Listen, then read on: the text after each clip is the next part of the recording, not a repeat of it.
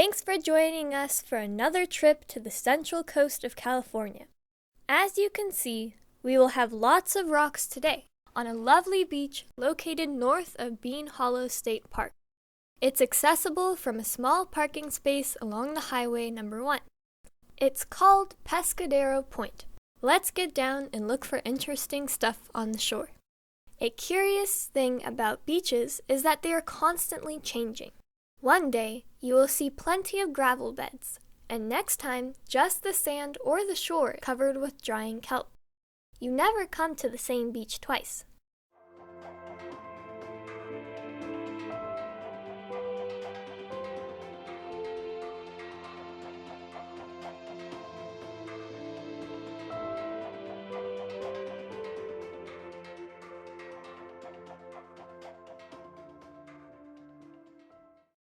Similar to nearby Pebble Beach, this place has rocks with holes, looking like a honeycomb.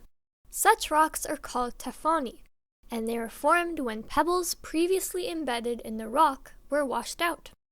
Those pebbles are now accumulated in the swash zone, being constantly polished by grinding against each other, caught in a never-ending motion of ocean waves.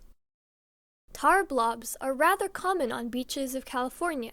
Oil seeps out of the ocean floor, making its way onto the shores as pieces of bitumen. Native Americans used this material to waterproof their baskets or to hold things together with this sticky stuff they collected on the beaches.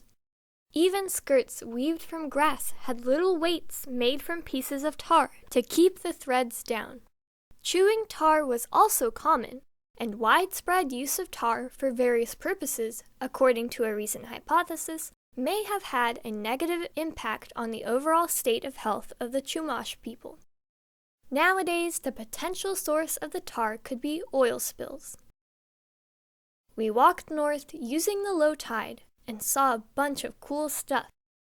There are plenty of white butterfly shells, which are the plates of the internal armor of huge chitin mollusks, with common name gumboot. A few dead gumboots are in the water nearby. Let's check the gravel beds, the areas of the beach where the rocks are concentrated by the waves. Here we can find some pretty translucent stones, like agates. Agates and jasper are varieties of mineral called chalcedony. Looking for pretty stones is fun. We had a handful of agates in 10 minutes, and we threw them back into the ocean. By the way, it's a good exercise for releasing yourself of greed and for learning how to let go of things. I truly believe that people need to have spiritual exercises. We do physical activities to keep our bodies in shape, and maintaining our mental health also requires regular effort. Let go of things that you do not really need, and it will make you free.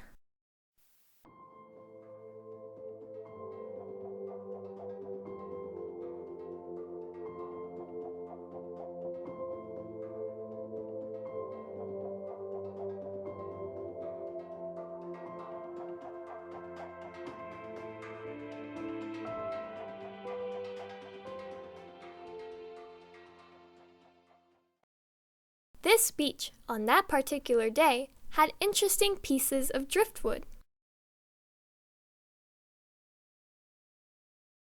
It is a kelp crab. Yet another type of crab with huge claws.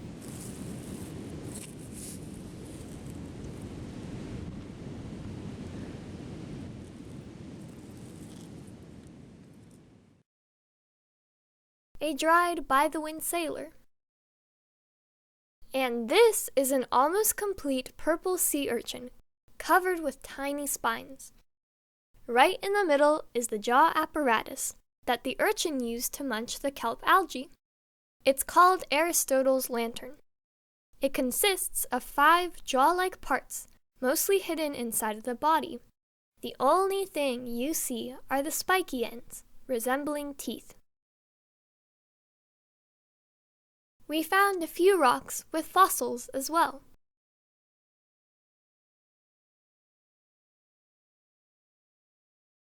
The radioactivity level is not high. Thanks for watching, and bye-bye!